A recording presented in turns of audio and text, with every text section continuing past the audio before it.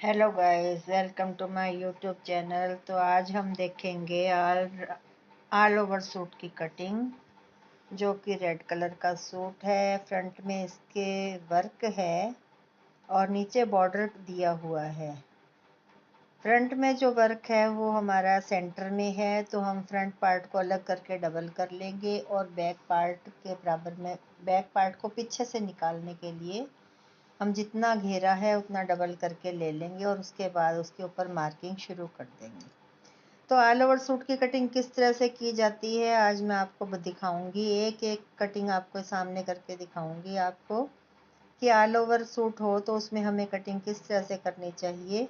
ये हमारा 4 metre 40 point कपड़ा है और हमारा जो सूट है पूरा इसी में हमने रेडी करना है। तो गाइस, अगर आपने मेरे चैनल को सब्सक्राइब नहीं किया है तो सब्सक्राइब कर लें और एक कमेंट करें और शेयर करें और लाइक करें। मेरे वीडियो को प्लीज़ पूरा देखिएगा, थोड़ा लंबा हो जाएगा क्योंकि पूरा कटिंग आपको मैं दिखाऊंगी इसमें सूट का। तो ध्यान से देखिएगा कि कटिंग किस तरह से की जाती है ऑल ओवर सूट की।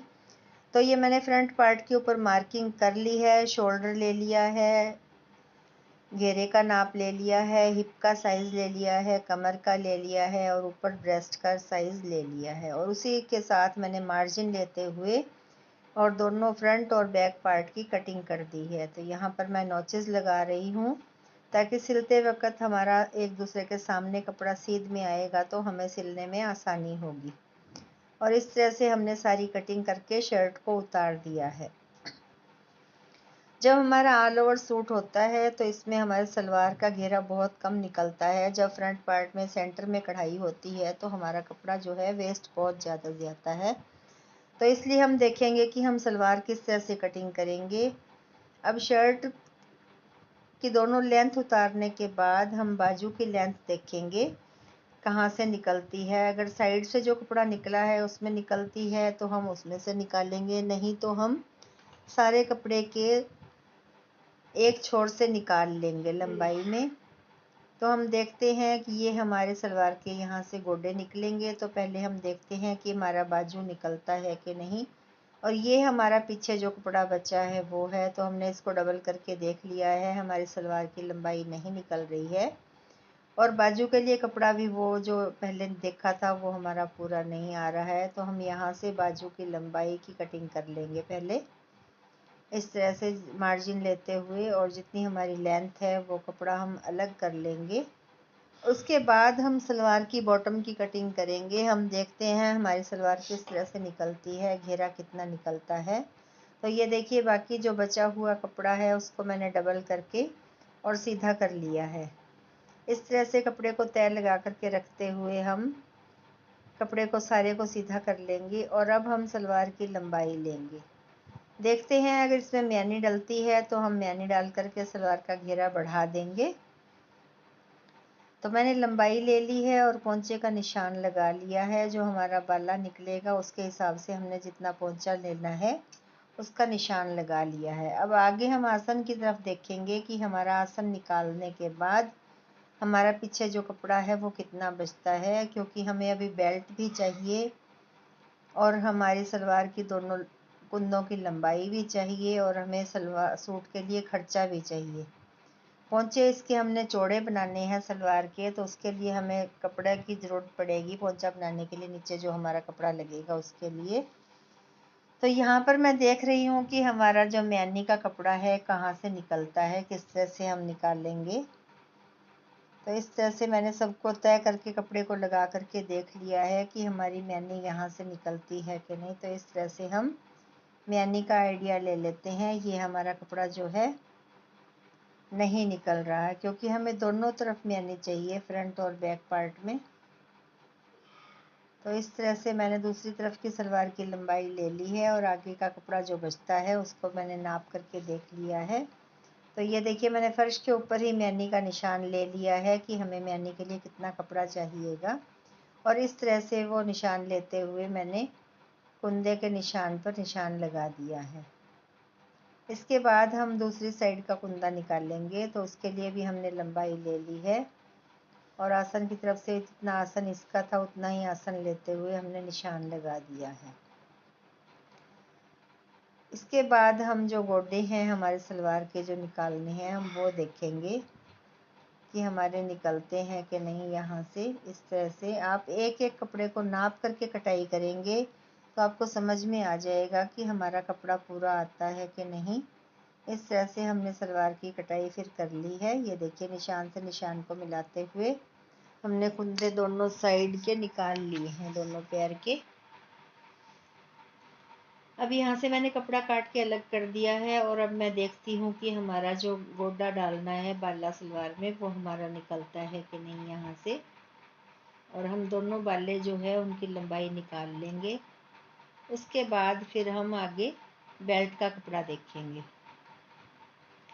तो गाइज़ मेरे चैनल को अगर आपने अभी तक सब्सक्राइब नहीं किया है तो सब्सक्राइब कर लें और एक कमेंट करें, शेयर करें और लाइक ज़रूर कर दिया करें। और अपने शहर का नाम लिख दिया करें कि आप हमारा वीडियो कहाँ से देख रहे हैं। इस तरह से हमने जो है गोडे की लंबाई उतार ली है। एक गोडे की लंबाई उतार ली है और अब यहाँ से हम दूसरे गोडे की लंबाई उतारेंगे।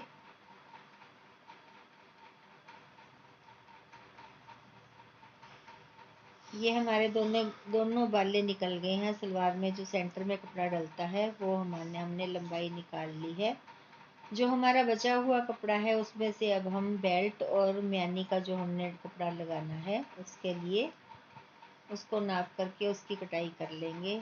तो ये देखिए यहाँ से मैं बेल्ट देख रही हूँ हमारी बेल्ट निकलती है कि नहीं। और म्यानी भी हमने देखनी है, अभी हमारी म्यानी के लिए भी हमें कपड़ा चाहिएगा। तो ये हमारी बेल्ट हो गई है। इस तरह से मैंने दोनों को बीच में से कट कर दिया है कपड़े को और ये हमारी बेल्ट हो गई। और अब हम ये म्यानी निकाल लेंगे इस तरह से। तो मैंने सलवार की कटाई नहीं की थी, हमने सिर्फ निशान लगा करके एक बार छोड़ दिया था। तो अब इस म्यानी को रखते हुए मैं सलवार की कटाई करूँगी। ये देखिए हमने म्यानी की लंबाई निकाल ली है और अब ये कपड़ा हम दोबारा इस साइड करते हुए म्यानी को लगाएंगे साथ में। उसके बाद हम तिरछे में निशान लगाते हुए इसकी कटिंग कर देंगे। तो अगर आपको सूट काटना ना आता हो तो आप इस तरह से पहले कपड़े की कटाई ना करें, सारा कपड़ा नाप करके आप देख लें हमारा क्या पार्ट कहाँ से निकलता है और उसके बाद ही कटिंग करें, नहीं तो आपका कपड़ा जो है वेस्ट बहुत ज़्यादा जाएगा। कपड़ा वेस्ट होने से बचाने के लिए आप पहले अलग अलग निशान लगा करके कपड़े को देख सकते हैं कि हमारा कौन सा पार्ट कहाँ से निकलेगा। उसके बाद ही आप कटिंग करें कपड़े की ताकि आपका कपड़ा जो है वो वेस्ट ना हो। ये देखिए इस तरह से सलवार के दोनों कुंदे निकल गए हैं और अब मैं मैनी भी लगाऊंगी। इधर आपको दिखाती हूँ कि आसन की तरफ से हम मैनी किस तरह से जोड़ेंगे। यहाँ से कपड़े को बराबर करते हुए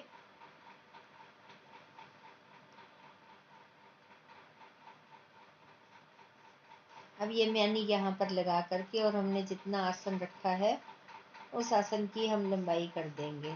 ये हमने साइड से दो अलग अलग कर दिया मैनी के कपड़े को और इस तरह से रखते हुए अब हम आसन का नाप लेंगे और आसन के हिसाब से हम इसकी कटिंग कर देंगे।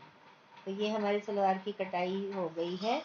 शर्ट हमने पहले ही काट लिया था और ये हमारी सलवार की कटिंग हो गई है। और अब हम बाजू की कटाई करेंगे। तो ये हमारा बाजू का कपड़ा जो हमने उतार के रखा था वो है। बाजू की कटिंग तो वैसे मैं आपको कई बार दिखा चुकी हूँ, लेकिन आप ये देख लें कि इस तरह से बाजू की कटिंग किस तरह की जाती है। ये हमने आगे का फट्टे का निशान लगा दिया और ये लंबाई का निशान है। यहाँ से दूसरी साइड हम डाउन लेंगे 3 इंच। 3 इंच डाउन लेते हुए हम गोलाई दे करके इसको मोड़े का निशान लगा लेंगे और गोलाई देते हुए इसको निशान को निशान से मिला देंगे। यहाँ पर मैं चेक कर रही हूँ कि हमारा नाप क्या है।